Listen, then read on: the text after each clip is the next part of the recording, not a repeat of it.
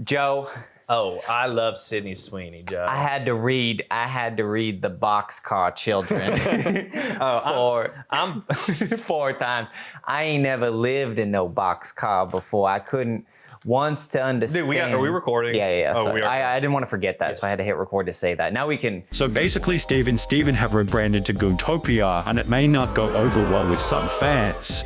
The expression is gooning, Gooning.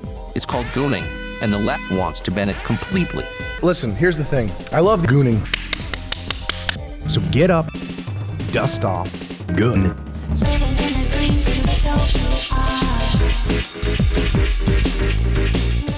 We can.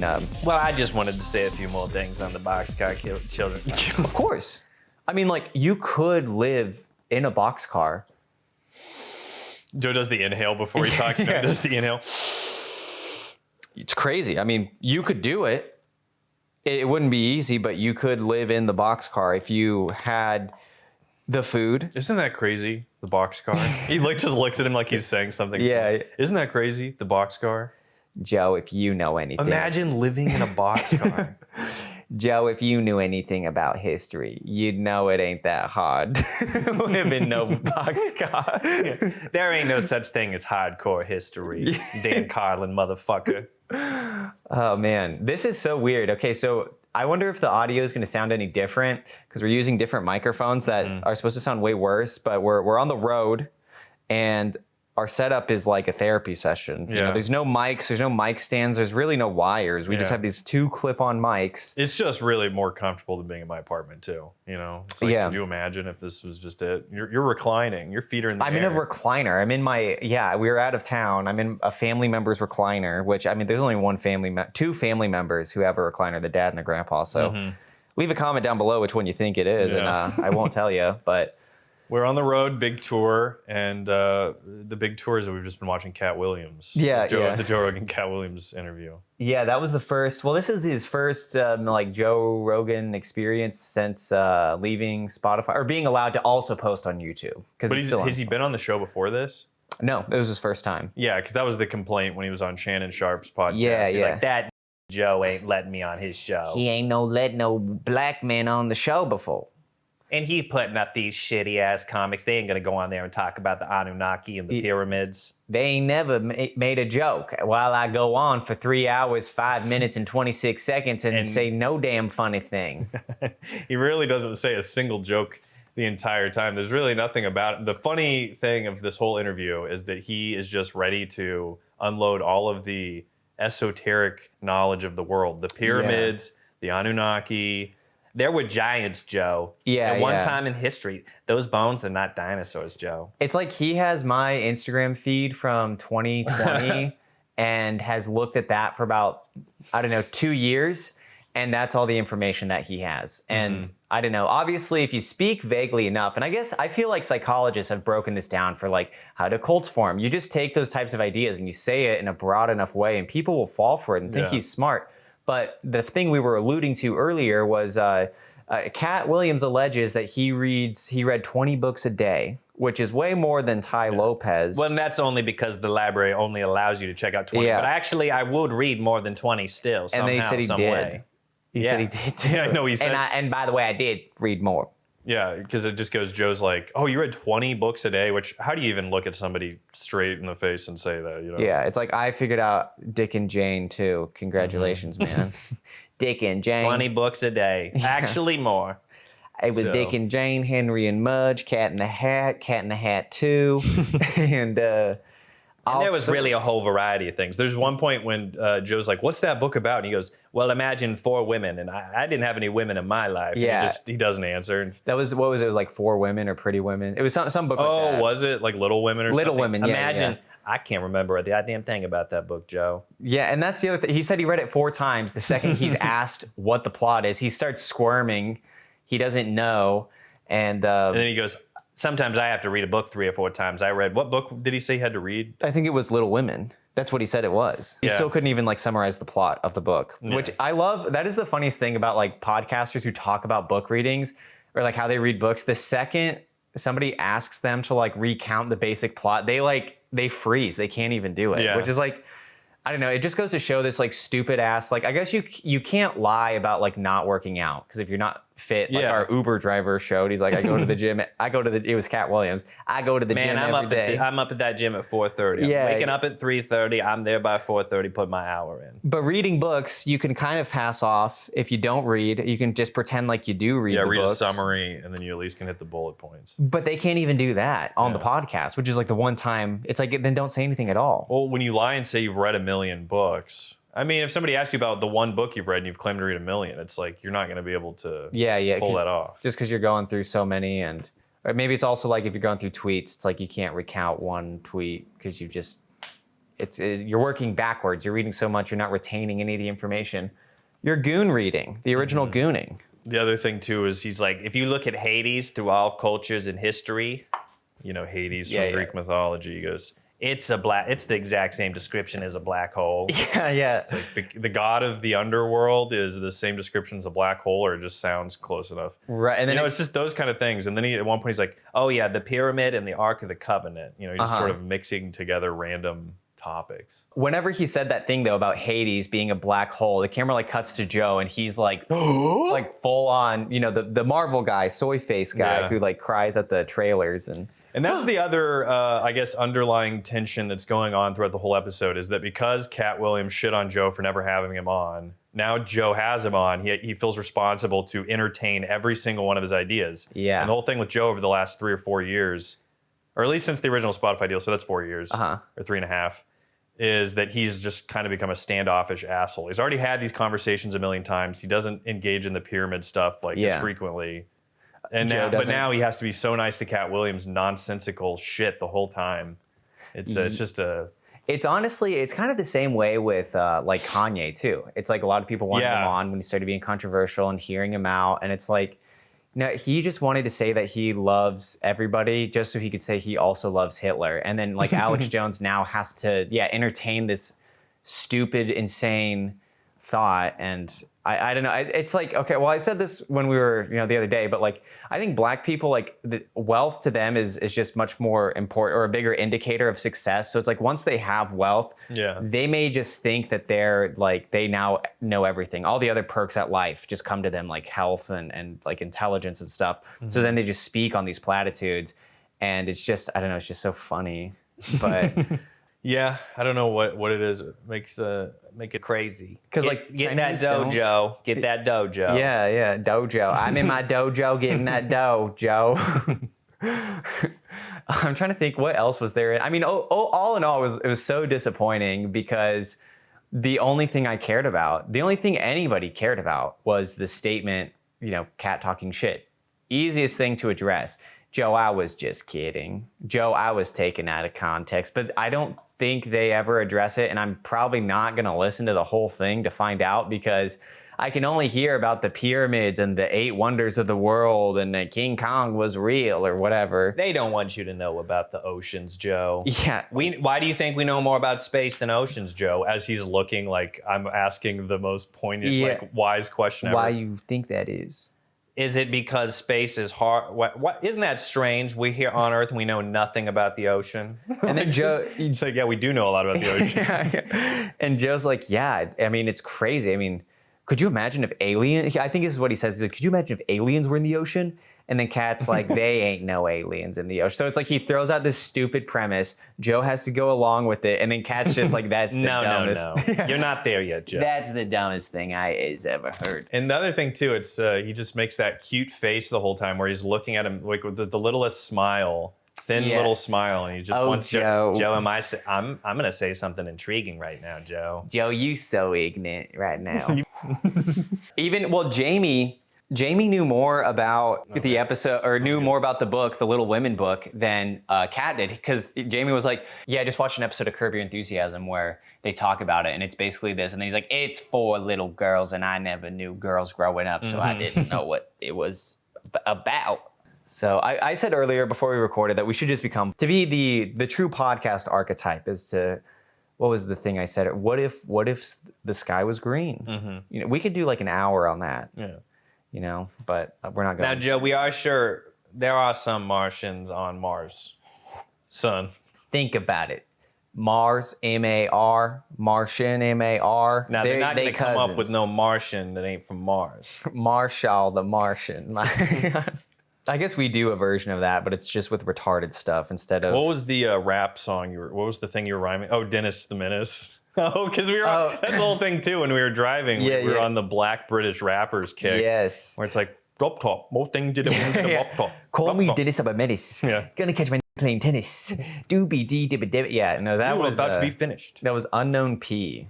And even like hardcore black. Yeah, I know P has a distinct Stewie-ness to him. Yes, Family yeah, Guy. yeah. You know, that was a good. That was funny.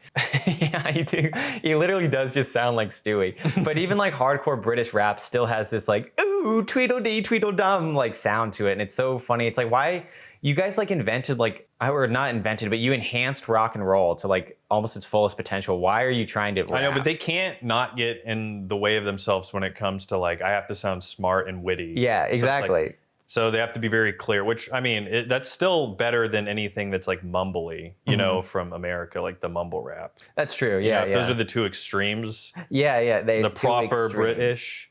That's true. So, No, but I don't know. Black Brits are like a different breed, but also Indian Brits are a different breed. You know? Yeah. Well, isn't the prime minister? He's Indian now. The newest prime Oh minister. no, I am not no prime minister.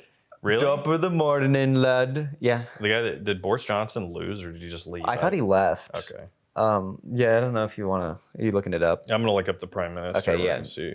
It is tea time. I think this was our Uber driver, actually. I am the prime minister. Oh my God, Rishi Sunak. There we go. And he's like 4 foot tall. He's like a little baby. He's actually what's that guy's name? Deep Roy. He's Deep Roy. Oh, from the Wonka movie, Yeah, which yeah. we're gonna be talking about. Yeah. This a rock band. This guy's name's Rishi Sunak. I don't know how to pronounce it. Rishi Sunak. And some punk band, the Cunts, made Rishi Sunak as a rat-faced cunt. The song. Oh hell So yeah. that's edgy. Oh yeah, Rishi Sunak is a rat face cunt. Rat face on my cat face on my dad face. Don't go for my brother to the pub. Been and that gonna shove. Yeah, he's 5'7", Me and my flatmates living in a flat. living in a flat with my mates, but my mate is really fat, mate. So I don't know. Yeah, British rap is it's something else. Kind of love it. You kind of have to love them. I don't know. British people. Sorry, sorry. Please take over. I think we can move on from Katt Williams now. Katt was that was an important part of the trip. Yeah, no, it was really the beginning. It was we went on, like I said, we went on tour. We'll talk about that later, but Speaking of Deep Roy and Willy Wonka Yeah. and the Palumpas, well, I'll set the scene. So we're like I said, we were out of town. We went to some concerts, and so we had to watch YouTube on my parents' TV. And as a guest with a Samsung TV, Samsung YouTube's like the worst. It is Yeah. the slowest. It has the worst reaction time. So at first we started watching the Katt Williams video, and then we remembered that Wonka exhibit in England. And then the next thing, so YouTube was only recommending Joe Rogan and Willy Wonka content. And at this point, my dad came home, and I don't know what he wants to watch on YouTube, you know, Yeah. but he just came and like sat in the same room with us. And so it was like, okay, we can't just like watch Tim Heidecker. We kind of need to maybe pander to him a little bit. Yeah. And then he sees this 40-minute, like, where's the cast of Willy Wonka and the Chocolate Factory? And he was like, oh, well, it's 40 minutes, but there was nothing else, so we watched it. Mm-hmm. And we liked it. so where are they now? The original. Yeah, let's go through the cast, I guess. So Augustus Gloop couldn't speak a lick of English. Yeah, and he was yeah. ostracized from the cast. He was. But lucky for him, he got to bang both the girls. No, I'm kidding. No, they both wanted to fuck Charlie, I guess was the main thing. And then Mike TV's bald now, Yeah. but he seemed angry. He seemed mad about this. Well, because I think what was honestly the most interesting and worthy of like a Where Are They Now segment is because back then there weren't really, I mean, there were child stars, but none of the people from that movie were child stars. Only one of them went on to kind of act. Yeah. And it seemed like it was mainly when she was younger, you know? The rest of them went on to live normal lives. Like, yeah, Charlie was like a veterinarian. Yeah, Mike TV was like, I don't know. Oh, he was the tax man. No, Augustus Gloop is the tax man. Yeah.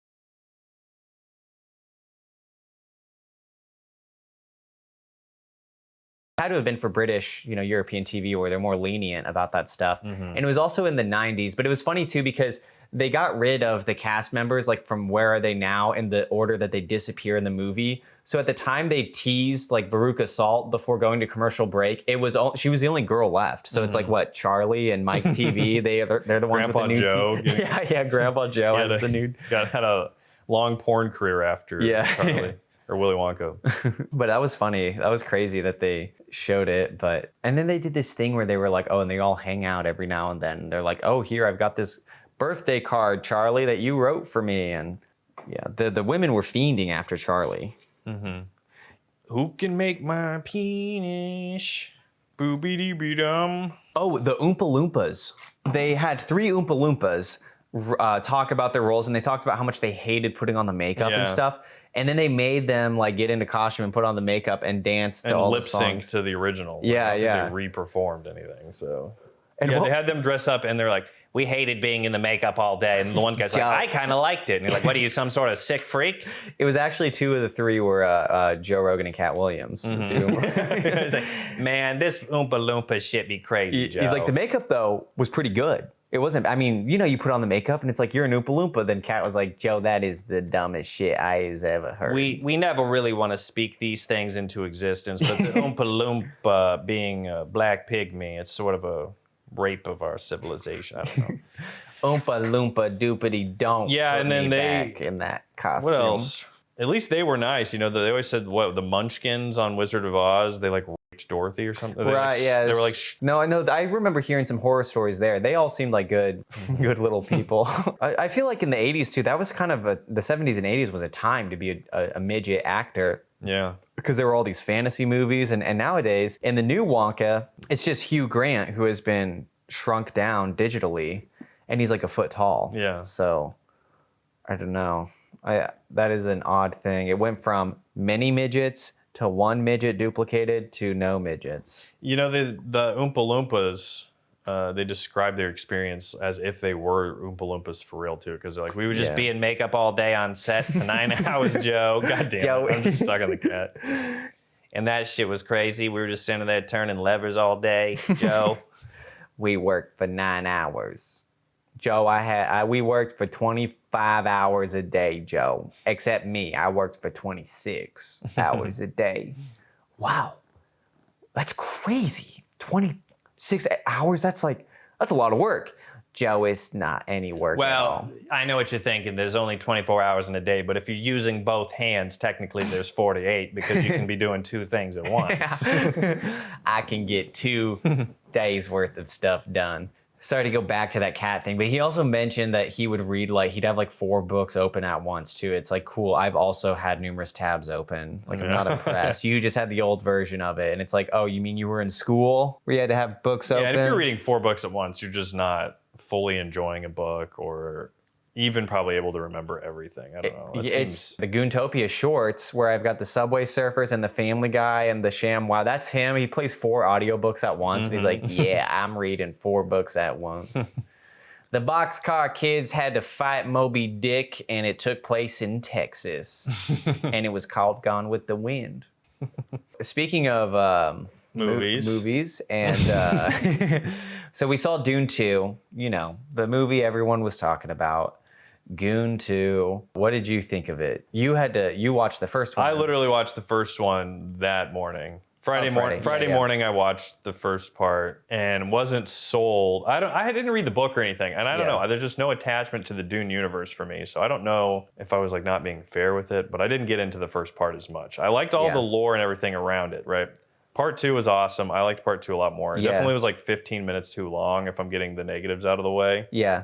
I don't know, it could have been. But it was also, we went and saw it at 11 p.m. So I know. it was we were tired. Yeah, we had some very late nights, which I guess we'll keep getting into, and you can pick that up. Well, I don't know if I really need it, but. Oh, okay. Yeah, Dune 1 was boring, and that was the thing, because I didn't want to tell you. I kind of told you already. I was like, don't, Dune 1 it is a boring movie. The David Lynch one is good. I actually really like it, even though it sucks, but it's if you love David Lynch and you love his ensemble of people, that can get you through the movie. But these shots, these random, like, I don't know, super clean shots and stuff from the first one, it just was a little boring. But the second one, like you said, was way better. Yeah. I feel like there's a better balance of like, dialogue, world building, and then also like action sequences. Where the first one, it was like at the beginning, Paul trains with the guy, right? And then at the end, he kills that one guy. It's like, those are the only two. I mean, I know there's some stuff once they get to the planet and whatnot, but the second one was just, I don't know, better in that department. And I just can't get over the fat guy, the super fat guy who floats around. I mean, every time he was on screen, I was just like laughing. Just like, he would be like bathing like Fat Bastard or something. And just, it was so funny. What were people saying about Florence Pugh?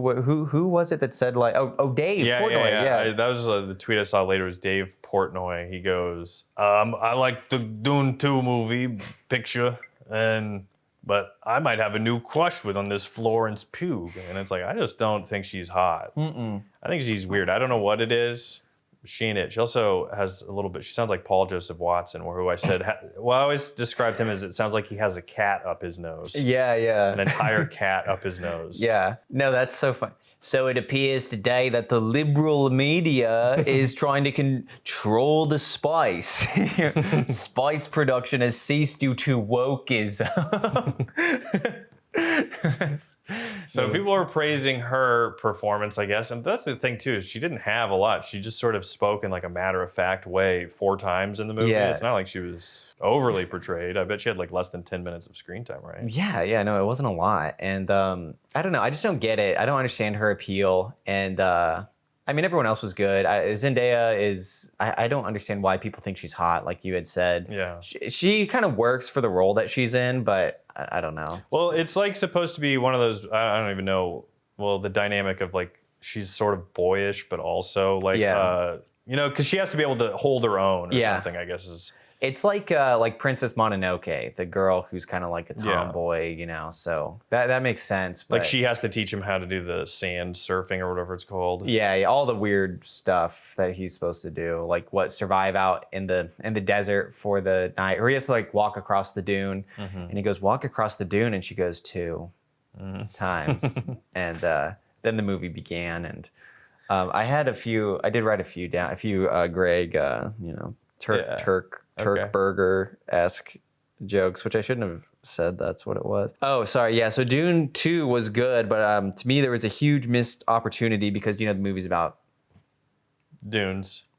Spice. And everything nice. So, I mean, there's a huge missed opportunity for Ice Spice to be in it and the Spice Girls, and I didn't flesh out the bit. Those were the only 2 things I wrote down. So that is our Dune experience. We didn't get the Dune pocket pussy. Oh, yeah, the Dunacy. Yeah, the Dunacy. Let me think. We saw it in IMAX, which was, I guess, cool, but the seats were so uncomfortable. Honestly, seats were super uncomfortable. And another thing I'll say about the movie is that there are so many scenes that go immediate from like the darkest room possible to the brightness of like the dune, the dunes themselves. It's like the darkest room you've ever been in. Then it's like, here's what the sun looks like on the sand planet. Here you go. And some of the music, there were parts where it was like so loud too. And the machinery is like so loud. I mean, I felt a little autistic because I was like, this is bothering me. There was one Too much machinery. I'm sitting crisscross applesauce on a chair, barefoot, Rick Rubin style, as we all know. That's my go-to line I say off the show all the time. If I'm barefoot, I'm Rubin and out. If I'm eating a sandwich, I'm Rubin and out. What was I going to say about the sound? Oh, Oppenheimer. There was a scene, there's only one part in the movie where it was like way too loud, but it wasn't when the bomb went off. It's actually silent when it's going off. And then there were those videos people uploading online of like someone farting when the bomb went off, thinking that the sound would mask the sound of it, but the bomb was silent. So. Oh, also, like at one point in the movie, it just like the moment it changed to a different scene, somebody's ringtone started going off, and it was "The Boys Are Back in Town" by Thin Lizzy or whoever the fuck sings that. I don't know if that was Thin Lizzy. It was like when they introduced the. Yeah, it was like, and I was like, oh man, they're gonna just like the score's been, because who is it? Like John, what the fuck his name is? Oh yeah, what's it? The Star Wars guy, John Williams. John If Williams. you have a basic name like that, I kind of mix it up, John Williams. Yeah, I almost said John Woodstock or something. Yeah, John Woodstock did the soundtrack, And but then, it's like, oh, this is maybe some adventure is going to start. I mean, I knew kind of like within 2 seconds it was a ringtone, but it was just very funny.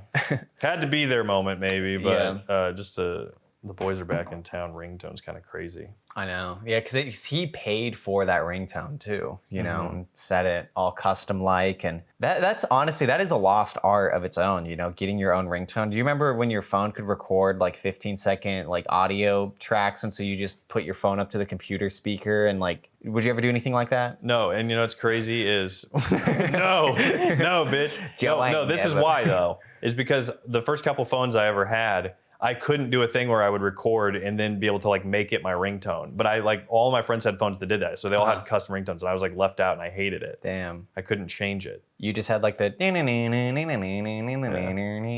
Well, I mean, I still like doing the, little audio recordings though on the phone, but I couldn't change the ringtone. Just to have. Yeah, like I did, even back then, I mean, song parodies, The Lion King. Stuff like that. Suck on my dick. Like that. Yeah, I think it was, lick my nuts. Oh, there we go. Mumblecore cover. I remember I had a chocolate phone, the slider chocolate phone. Oh, I wanted that. It looked so tasty. And you could record videos, but you could like pause during it. So I remember I would have my friends like record me standing and then pause it. And then like to make it look like I disappeared, I'm like, I'm gonna go into the kitchen and I disappear and appear in the kitchen and stuff like that. Those were the days. Where were we? What were we talking about? Ringtone. How do we get a ringtone? Oh, just because the ringtone went off of the thing. But what else? Dune 2. Dune 2. I would like to rewatch it. I hate it that we were tired during it. Or it was just so late.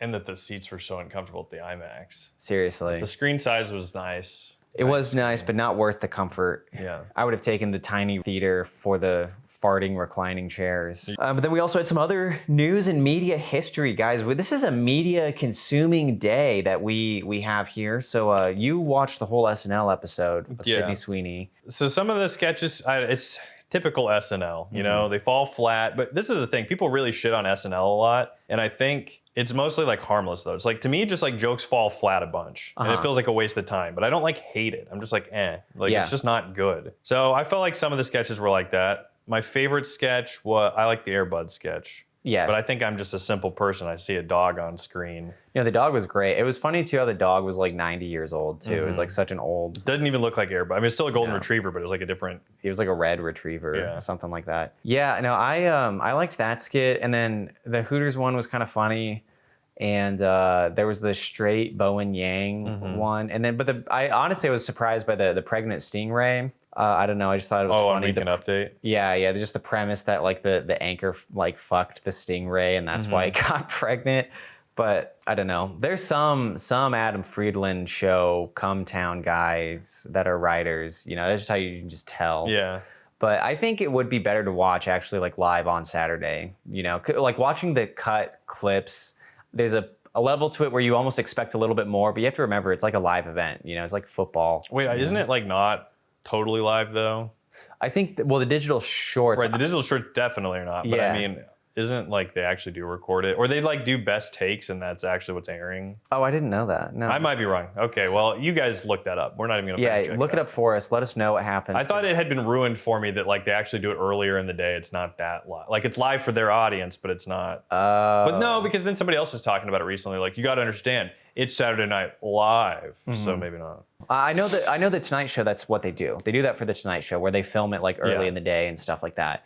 But I'm not sure about SNL. Someone said that about the live performances, but why would the audience come like early in the day to watch the music and then come later at night for the live show? Like that doesn't make sense. So I don't know. Yeah, they really leaned into the Sydney Sweeney's big boobs, which is, I mean, good for them and stuff. But you were telling me you were seeing stuff on Twitter about like, what were you seeing on Twitter? If anybody's been on Twitter, and I've just been checking it off and on the last couple of days, even though I haven't really been on it that much, but it's just the entire discourse is about Sydney Sweeney's boobs. It's like, oh, America's back, baby. Yeah. Because we have a girl with big tits on the screen. Like we haven't been doing that forever. Yeah. Or it's, I guess because she mentions it in her monologue and probably closing, and any chance she gets, you just see her cleavage. Yeah, I mean, I get why they would say that, because there was a time, I mean, like, folks, look at Laura Croft, right? The evolution of Laura Croft. They've been cucking us with, you know, attractive women on screen and whatnot. But I also hate I hate that she can't just like joke about her big boobs and we are like, haha, yeah, you've got big boobs. I hate how it has to be taken and brought into this like wokeism is dead thing. And it's like the people who ruin. You can't just like have a laugh with somebody now. You have to fucking take it and like make it a political statement or like, no, it's just something that was said, laugh at it, and you move on. Somebody was like, they posted a photo of her during the monologue and they're like, this will mark the end of the ass era or something. Because I guess as a nation, we've been in an ass era, maybe like since, you know, the mid 2000s or so. Since Bo and Yang. Well, like since Bo and Yang's ass. Yeah, when that Hooters skit. Oh yeah, because he doesn't get tips. I forgot that he pops in on that one. You know, the Kardashians gave us the ass era and Sydney Sweeney's, you know, here to bring back the boobs era. I see. What's important to America. And we were talking about like Bo and Yang is actually kind of funny because, you know, there's never a joke where it's like the black person is the butt of the joke at the expense of the white people. Where like Bo and Yang just comes in and he's like, I'm gay, and everyone just like laughs at him, you know? And so it is kind of funny in that sense. Like I don't really hate him, and I'm glad he's, you know, like you kind of have to be a good sport to put up with stuff like that. But I don't know. I just don't totally hate him. There's a weird like rivalry just like created when Shane was like fired, because I think Bo and Yang was hired after Shane or something. So then everyone was like, Shane needs to kill this fat twink. No. Well, I think there was something too where like Bo and Yang wasn't offended, but he like didn't stand up for Shane because it didn't. I think they were like part of the same cycle of hiring. Like I think they were maybe both. What was that? Was that 2019 or 2020? I thought maybe. Did we know about Shane before COVID? That's kind of, I don't know. I think it was maybe 2018. I almost want to say. I don't know. It was around that frame. Yeah, I don't know if we knew about him before COVID, but Bo and Yang's probably the second best person on there. Keenan, I think, is still like he carries the show. Yeah, and that's why they've had him on. And I knew this from the clip from Red Bar I was watching the other day, but he said that I guess SNL cast members, there's a rule where you can't be on a cast member. You cannot be an SNL cast member for more than 8 years. But Keenan is the only cast member who has been the exception to that rule, which is weird. But I guess he is. That's the rule, or that just the second highest person has been 8 years? I don't know. Because I don't think like Bill Hader, because like I think some of those like the Bill Hader era of people were on for like 8 years, like him and Fred Armisen, and I feel like they were all on forever too, but maybe that's not. True. The truth is, it's never been like a great show, but it is like a part of just like culture. I don't know. It's like the theater kids. Well, and we were talking about it with your wife when we were driving. She pointed out too that it's like it's hard. Well, maybe you actually said this. I'm just gonna jack your point and give it to her. Okay, that I mean, it is hard to be like topical and funny. You know, like the immediacy that is needed and everything.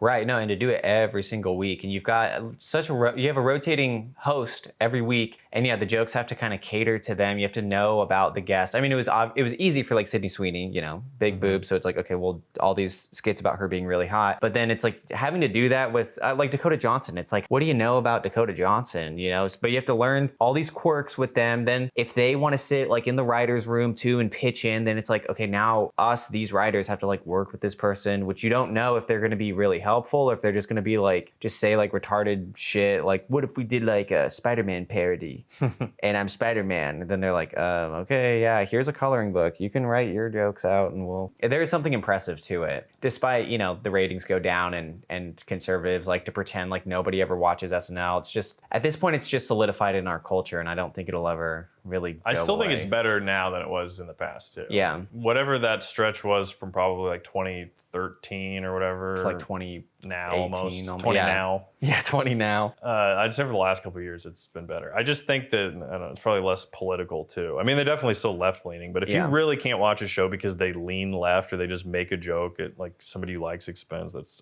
just stupid. No, it is. Because it's like, I don't know. Obviously, if you look at the stuff between 2016 to right before 20 now, you'll see the difference in the left-leaning jokes. Because there were some that were like malicious, and that's understandable to not like. But it's like you got to be able to handle them saying something about Trump sucking, because they just don't like Trump, and you can like Trump. And they, you know what I mean? I hate that American discourse. I know, it's like you can't even make fun of, it's like Trump has so many, like Trump is just the best example because he has so many obvious personality flaws. You could still believe that he should be president or that he's like the best option.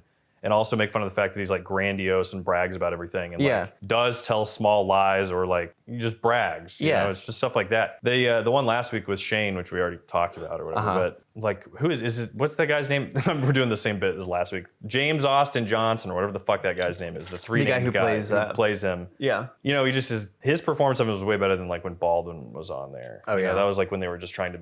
The joke was, I guess, that's when they were, you know, not very good. When I don't. What would they like write for Alec Baldwin? What would, No, Alec Baldwin. Well, I think part of it too is because like Alec Baldwin is like a notoriously hated person. Like everyone kind of knows that he's like the biggest like piece of shit actor, and so I think that was part of it to get the audience to like subconsciously like hate Trump already because it was Alec Baldwin. But it was like Trump stuff was like, I never lied. I only tell the truth. You know, and like he wouldn't even do a bit. It was like he would just say, he'd be like, my favorite people are white people and then straight people. Like, you know, like he would just say that, I don't know. yeah, I thought the big criticism though is that, well, like for the people that were criticizing him, maybe fairly, reasonably, was just that he was like too hateful or something. yeah. Where he would just go up there and be like, I fucking hate Mexicans. Right, yeah, And okay. they're like, damn, that's a spot on Trump. Yeah. Or the new guy, he has a similar impression of Trump that Shane also has, where it's like the rambling and stuff, and that's like actually funny. And so I don't know. Yeah, Alec Baldwin was just awful as Trump, and everybody was like, yeah, and he would host SNL like every 6 months, you know. Confetti, it wasn't a typo. And then, you know, the crowd erupts with laughter, and that was honestly so bad. I'm glad, even though I'm not a huge SNL fan, I'm glad that they were able to get out of that, because that is like the most poisonous, shitty, awful form of media. So it's good that they've, you know, gotten away from that at least. I don't know. Did you, sorry to keep talking on SNL real quick, did you ever have any like best of like DVDs? Do you remember when those would just be out and about to buy? And No. I never saw the best of. like, I've seen them now just because I've seen them on whatever it's on Peacock. Yeah. I've Okay, seen so like they those but no, I never saw the DVDs. Oh, gotcha. I had a few of them. I had like Will Ferrell and like Christopher Walken and Jimmy Fallon. And but so when was the first time you started watching SNL or had ever watched it? Peyton Manning, the Colts won the Super Bowl, and I think he hosted, and that was maybe the first time I remember like staying up and watching it live. Maybe I'd seen clips before that, so I would have been like, that would have been in 2005, maybe. Okay. 2005 or 2006 when the Colts won the Super Bowl and Peyton Manning hosted it. And there's actually really good sketches on that one. But anyway, so I liked it after that. And then I just started watching it regularly for a couple of years. But then a lot of the people I liked were gone. So Yeah, I had like my parents would watch it a lot, and like I had family members that would too, and like some parents of my friends would watch it. So I feel like I watched it for quite some time. And I remember, I guess one of the earliest sketches I saw like live on TV was when Lindsay Lohan hosted, and they did like the Harry Potter sketch, and I like ran, you know, I was like excited. Yeah, I like sat down like in front of the TV, but then I realized the whole joke was that she like got boobs over the summer, and then I was just like so uncomfortable, like, oh shit, no, I can't walk away because I've committed. Like before the sketch started with Harry Potter, I'm like, yeah, I like went in the middle of the room, I'm like, here we go, and then I'm just like, had to staring commit at her boobs, and I don't know, but it was funny. It was good, and that's a funny premise. And I feel like, yeah, some of the newer sketches it's coming full circle now. It's like what's the catch to Lindsay Lohan and Sydney Sweeney? They have boobs, and so yeah, maybe wokeism is dead after all. yeah, maybe America is finally saved because wokeism is dead. So the reason we've been on our own tour, we've been following Ariel Pink, our favorite. Well, I don't know if that's true, but one of our favorites. A top 3 artist, maybe top artist for you. Yeah. We'll just be honest. This is your segment a little bit because you're a bigger fan than I am. That but is he's true. for sure a top 10 artist for me. But I mean, it's just, I knew it was going to be a big moment for you. So Yeah. So we saw him twice because he was in the same area on his tour. So we just figured we'd follow him. And because the last time he toured was in like 2017. So I was like, I don't know if I'll ever get to see him live. So I went there. We went there. You, me, my wife went there. And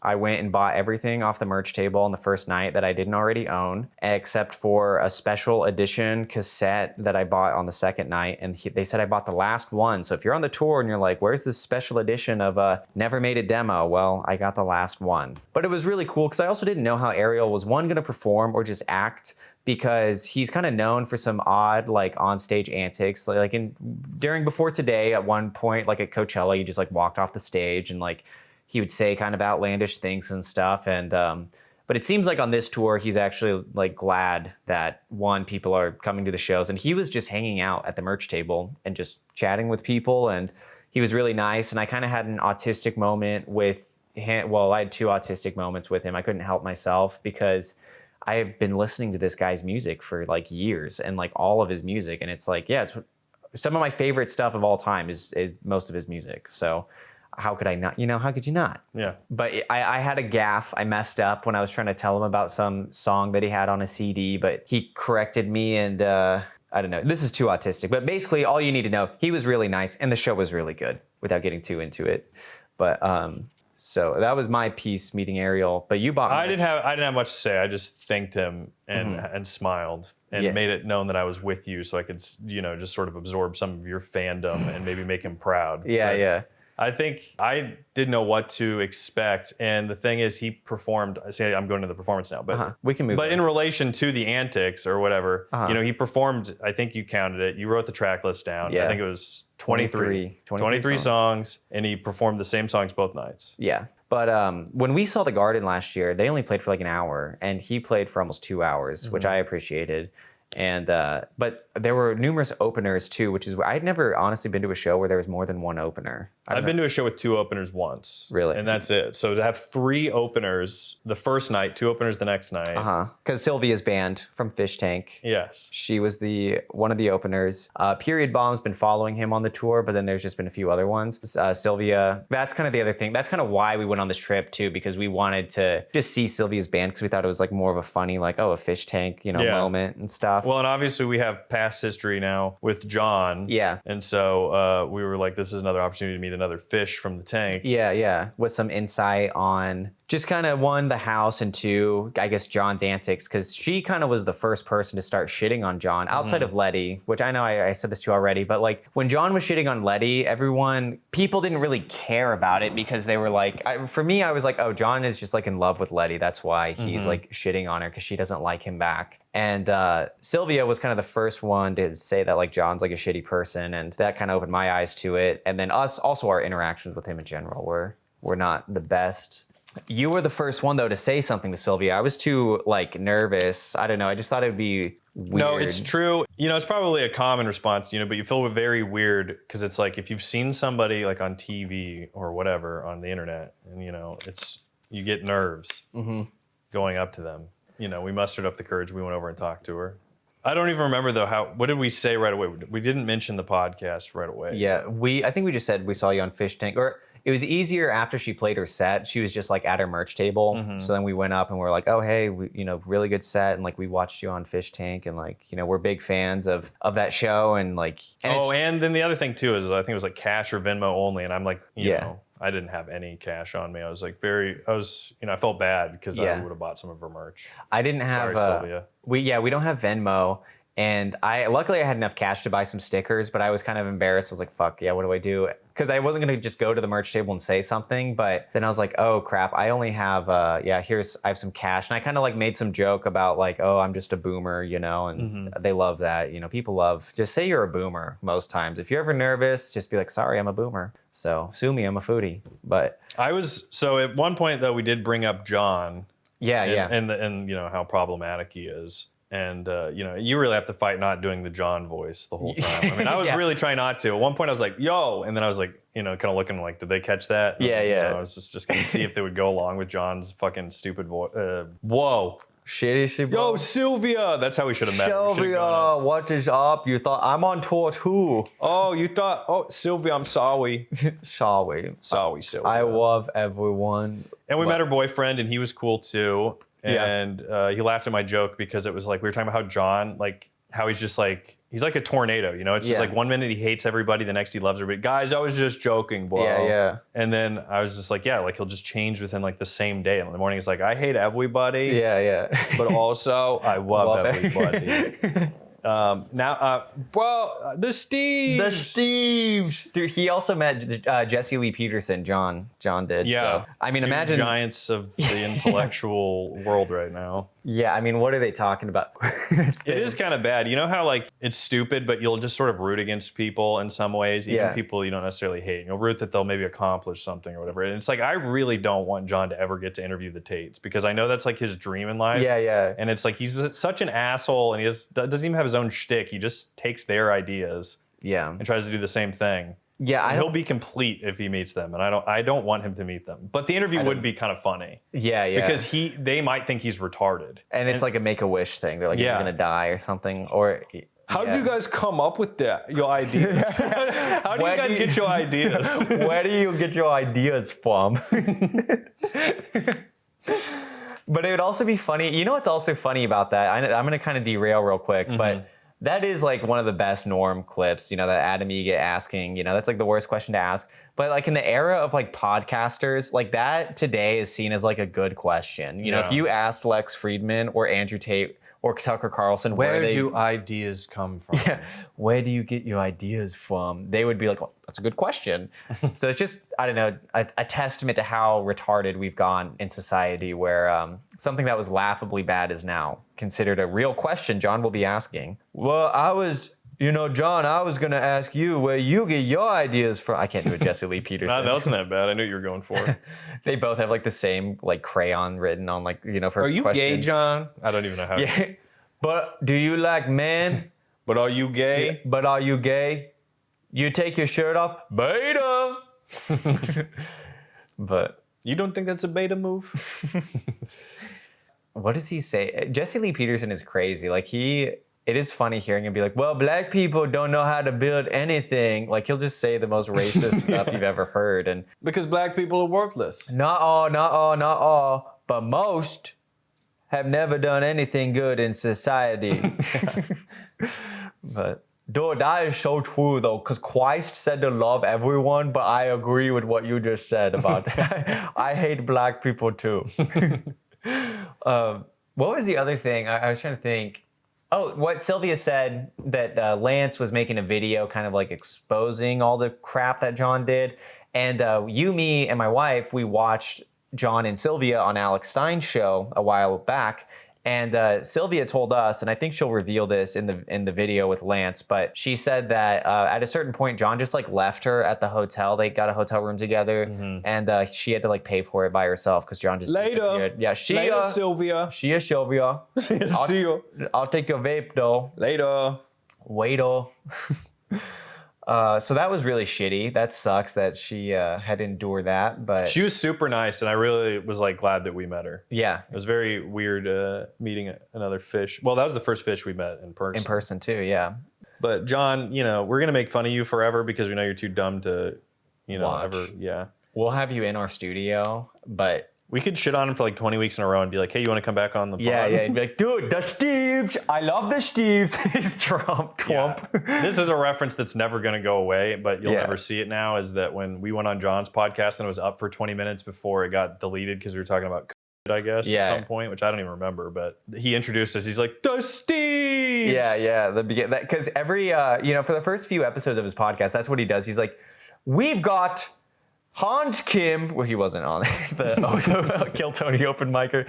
Hans Kim, great comedian, so funny, he's so fast, he's today, he's so quick with the jokes. Hans Kim, he would do that for every guest. So then us, he like knew nothing about it. Yeah, he just goes, The Steves! The Steves! I love their show. It's incredible. They're so funny. They love me. They only say positive things about me. But yeah, that was a crazy time, and I'm glad that episode didn't end up airing because I don't really want to be associated with John. I don't know. That's the thing, though, and you were talking about it yesterday, and I was kind of just thinking, I didn't really say anything while we were driving, but you were talking about like, John sort of has been exposed, and like whoever Lance is doing the doc to expose him more. Yeah, it's yeah. like, what does he need? Like he was in my brain, he was always this stupid guy. Yeah. And probably not a great person, and just tweets nonsense. So then it's like he was exposed for being a shitty person. It's like, I guess to me, it was like not a surprise. Yeah. And to be honest, we were really just, I mean, I thought we could be friends with him though, almost. Like he was like funny, like, you know, we could. Well, but when it'd we- still be us sort of laughing at him no matter what. When we first like interviewed him, he was nice. He was really nice. And even I said to Lance, like most of our interactions with him have been positive. He just seems like a flaky person because Yeah. I got to bounce, Sylvia. Yeah, yeah. Oh, I can't re-upload that. And I think within the first few months of him becoming like famous, a huge portion of his followers kind of realized like, oh, this guy is an idiot. Yeah. So I guess I agree with what you're saying. It's like, it's not like exposing him is, it's going to wake up the populace. You know, there's probably like 10% of his followers follow him because they actually like him. Yeah. And then the other 90% kind of view him as like a, what's the Howard Stern's like retard core? Oh, what the did whack pack. Yeah, retard core. Howard Stern's, he's like a whack pack character. Yeah. But it is shitty that, you know. What if that's the whole point of Fish Tank is that Sam's creating like a new multiverse that's like going to Yeah. overtake, you know, the Marvel and everything. So instead of Ant-Man, it's John, man. Oh, hell yeah. John, man. John Tent. Yeah. Me and Vance are going to hang out. And What else happened to that interview? I guess this is the time to air it out so we don't have to constantly reference the interview except the Steve's part. But, you know, so first of all, we had to say, I was like, well, obviously, like, our names aren't actually Steve and Steve. And he's like, what? Are you Whoa, serious? really? What the fuck? No way. But also, I will say real quick, we had like severe technical difficulties at the beginning, and he was super patient and nice about it too, which, I mean, Jeez, dude, we're making the case against him, and then you're like, he's actually been great to us. well, I want to be fair too, Yeah. you know. So No, if nothing else, we're fair on this show. exactly. But not to say that we don't agree with him being a shitty person, but he was nice to us. But anyway, yeah, when we said our names weren't actually Steve and Steven, he was surprised. And then he was like, how'd you guys meet? And I said, Yeah, we told him clown school. yeah. And then I said, like, just kidding. He was like, what? You didn't actually meet at clown school? For real? That's For that's real? what he said. We're like, we met in clown. Well, actually, we met in clown school. Yeah. He like said it like that. For real? And then I don't even think we kept the bit or the appearance of that bit going up for like another minute. You know, like right away we were like, actually, no. No, what we said, we asked him, we said, what's on the bottom of a car? And he goes, 4 wheels? 4 wheels? 4 wheels? 4 wheel? What's that thing that's like a motorcycle and a car? 4 wheel? 4 wheel. 4 wheel. For really? Yeah, we immediately folded on the clown school. And I remember I said, I was like, no, we met in college, which, you know, hey, this was my attempt at pandering to him. I was like, but hey, you know, the liberal university, it might as well be its own clown school. And he was like, yeah, there's a lot of propaganda. Propaganda. Yeah. There's a lot The of Gaza Strip. The Gaza Strip.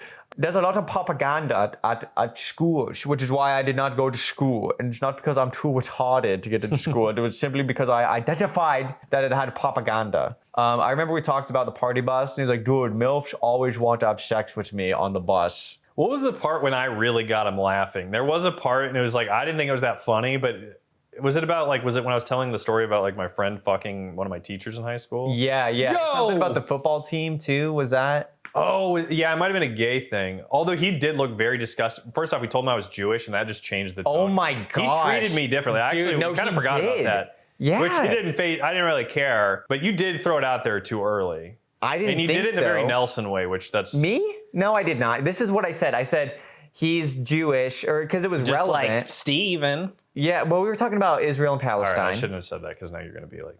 No, let me say have this. to defend yourself. I'm going to defend myself because this is what happened in my eyes. Okay. We were talking about Israel and Palestine, and then I said, which Stephen here is Jewish, and I said, but don't worry. Steve is too. Yeah, well, I said, don't worry, he's one of the good ones, but he did from that moment look at you differently. Oh, whoa, you're Jewish? Yeah. And you're like Alex Stein is too, and you know, you've been on his show, and he's a nice guy too. And he wouldn't answer it. He'd be like, but you still like Steven here. I know, and he I wouldn't tried. answer. I will say, I did try to keep like saying like, hey, hang on now, why don't you like, are you seriously not liking him because he's Jewish? Oh, okay, now we're just, okay. But is that not what happened? No. You don't think so? That is what happened. You said it once. It doesn't matter. It was more like it's more if you're not totally autistic, you could understand like that tone shift. That's more of what made it funny. Was you mentioned I was Jewish, and John, you know, whoa, Yeah. really? For real?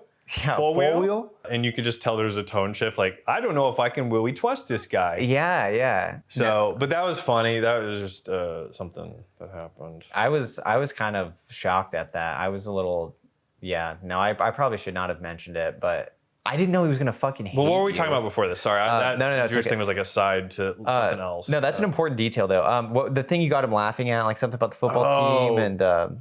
Oh, well, yeah, because I told him, I was like, yeah, one of my friends, he came out as bi to me, and and you could just tell he was like disgusted. Yeah. And I was telling it like as a joking story. He's like, whoa. Yeah, he couldn't even hear the whole story out because he's like, buy? What with money? What did she purchasing? What was the other thing? Oh, we were talking about, at one point we brought up, we briefly talked about Red Bar or something. And then at one point he was like, do you guys know Josh Denny? Which is like, if you know Red Bar, Josh Denny is like his first fool ever. And he's like, dude, I hung out with Josh Denny and he was so funny, man. It was incredible. And so that was really funny to hear him like praise Josh Denny. And so, I don't know, that was just a funny thing. I'm trying to remember what else could have happened. But honestly, I don't really care about the association either, because it's like, I think people could understand that we would be like on a pod. Like, I guess I kind of wish the episode was out. Like before it aired, I was like, I don't know if I want it out there, but there were funny moments, and there were moments where, I think it was better than our interview of him. Like, I think our interview of him was very boring, and we had so many like stupid things planned, but then he was like nice. And we like couldn't even mess with him. Because we were gonna be like, what Family Guy character are you? Which we did ask him that. But it wasn't even like a leading question, because we're just gonna get him to sound stupid. He said he would do the dog. I'd probably do the dog. I'd do the dog probably. And then when he asked this is also another thing aside from the Steves. He asked us, and you can watch this on our channel, the interview with John. We said something about his Twitter or something, and he goes, what's your favorite tweet of mine? Dude, and I got so nervous because I thought he said treat. Like candy. Yeah, so I was like, what kind of question? What's your favorite what's your favorite tweet? What is your favorite tweet of mine? Yeah. Do you like my Snickers or do you like my Starburst? What's your favorite tweet? What's your favorite? Let me ask, no, that's how he said it. I think I remember almost the quote verbatim. Let me ask you something now. Like, what's your favorite tweet? What's your favorite tweet? I've been sitting on this for quite some time since the interview started. What is your favorite tweet of mine? And he didn't say of mine. That's what made it still out in the air. He just said your favorite treat. Yeah, it's like he's really Wonka. What is your favorite tweet of mine that I have created in my factory? Come with me. No, okay, I won't do the. But the John voice is also just like so fun to talk into, and so it will always be funny. It'll always be funny. Okay, anything? What else about the concert? We can backtrack now. Concert with Ariel Pink. So John Mouse also showed up, which we've talked about John Mouse before when he tried to tour in like Europe, but he got canceled from some show or he was taken off the list or whatever. But I will say my 3 favorite artists of all time are Ariel Pink, John Mouse, and Julian Casablancas. So having 2 out of 3 in the same room, I mean, that was like, I don't know how I didn't die of a heart attack / coming in my pants. And your wife was there too, so 3 of your 4 favorite people in the world. And 5. 4 or 5, I was there. 2, yes. 4 of your 5 favorite people in the same I guess room. like celebrities is what I was And you count yourself, so it's really 5 out of 6. You just really needed Julian to be there. Yeah. And it would have been 6 for 6. It would have been complete. But that was cool. I mean, the thing is, when I see famous people, I know it's cringy, but it's like, I feel like I have to say something to them because it's like, I don't see them very often. They won't remember me. So it's like, why not just say, I mean, honestly, when we get comments that are like great work, I'm like, oh my gosh, that's so awesome. So it's like, if someone came up to us in person and said that, even if they were kind of cringy about it, I would still be like, well, that was nice of them.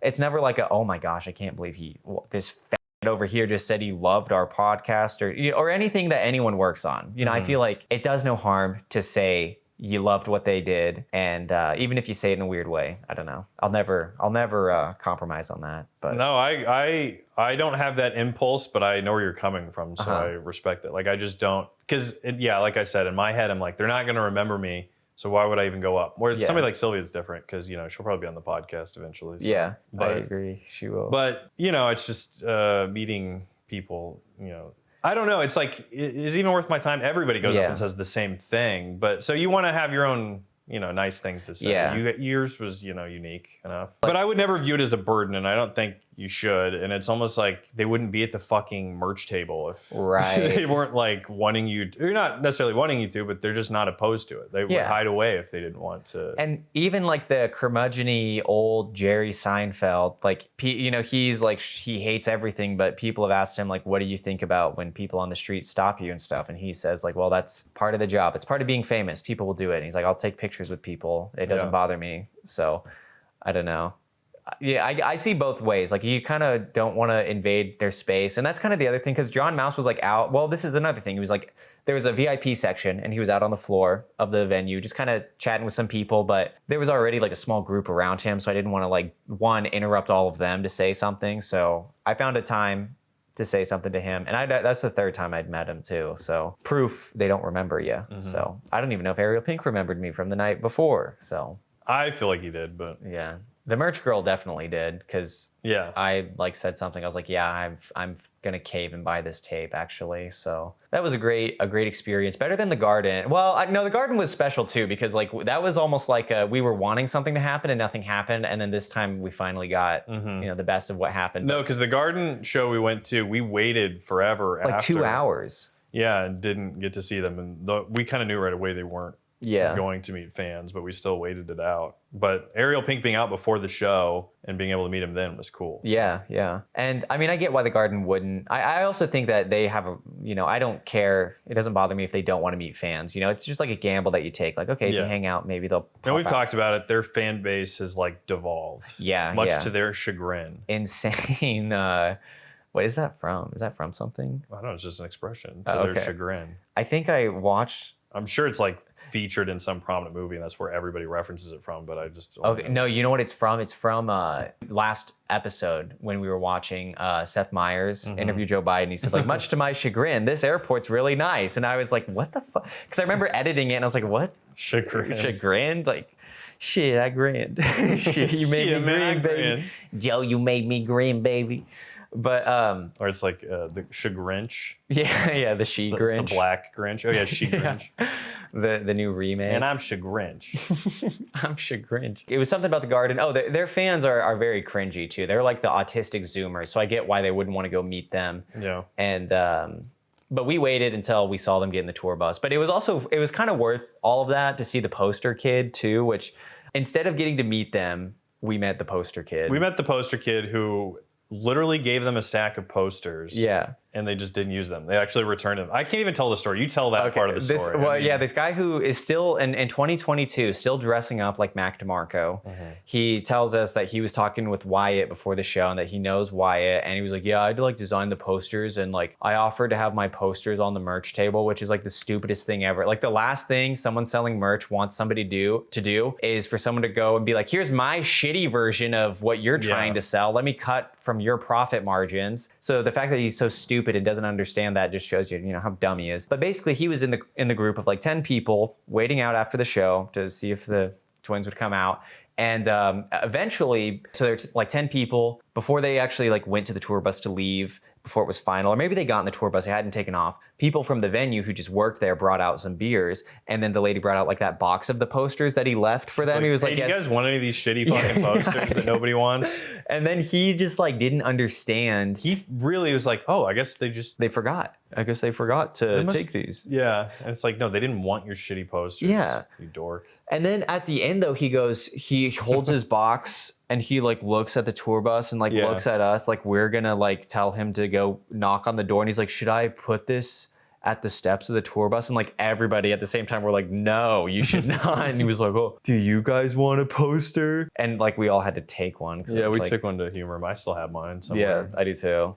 It's not a bad poster too. That's kind of the funny thing. He's just a fucking... It's not. It's just the people that aggressively are like, I'm going to make your merch for you. That just seems weird. Yeah. And he was like pretending like he was friends because he got there early and just like talking. That would be like if you were like, yeah, Ariel Pink and I are best friends. Yeah. I like, hung out with Ariel twice. Like he wants me to like, make some posters for him. Yeah, I talked to him both. I had a weekend with Ariel Pink, and then he invited John Mouse over too. So we all kind of hung out. So we're good friends. When I had to buy all of his merch, and he didn't give anything to me for free. So no. Also, okay, we went with my brother-in-law. He was one of the people there, and he said at Dune, we also saw Dune with him, and he was like, you know what you need to do at the concert is do an audio recording and put it in your pocket. Yeah. I'm not kidding. I thought he was like doing a bit. I thought he was joking. And today... I don't even know your brother-in-law that well, and it's like almost seems like a thing he would do. When I was shitting today, he sent me like a file, and it actually sounded good. I'll play it for you after the show. But I was like, and I told him, I was like, I literally thought you were like doing some dumb bit, but now I understand, and that's like a good sound. I mean, I don't want to break up all the audio tracks and label them and put them in a folder, but I appreciate the, you know, him doing that. So, but I just figured it'd be easier to write the set list down, you know. Yeah, but I wouldn't record concerts because I wouldn't go back and listen. Yeah. But, you know, it's like if you are going to record one concert, you kind of do have to record all of them because if something crazy happens, like what if like you were at a Kanye show and he had like a meltdown or something? Right, like, you right. know, I don't know if he's ever done that like during a show, but I think there was also maybe it was a Kanye or a Drake show, but there was some like riser like coming out of the stage and like a singer like fell. I don't know if it was a singer or like a dancer. So it'd be fun to catch stuff like that. Or and like all the rock stars, the old ass rock stars. Like I remember once for an Aerosmith concert, like Steven Tyler just like fucking fell off the stage because he's so old he doesn't know where he's going. And so that makes sense to record those concerts because something could happen. What's Dave Grohl from the Foo Fighters like tripped and fell and broke his leg, and you know you want to catch those boners on tape. So yeah, I don't know. I got off way too much on saying boners on tape. That was too funny for me to maintain a form of composure. well, we do have one last place, maybe the most important thing we did and where we went. Oh yeah, so somewhere along we had never been. They're not in LA. We went to a Buc-ee's. Is that what you were thinking? Okay. Buc-ee's is the Buc-ee's is the southern is the South Mickey Mouse. I'd never been, and what a magical place. What did you think? No, I want to go back, and unfortunately, we're already far away from another Buc-ee's. So I do want to go back. I just want to try everything there. I want to try all the food there. Yeah, I got some beef jerky, and it was all right, but I still good.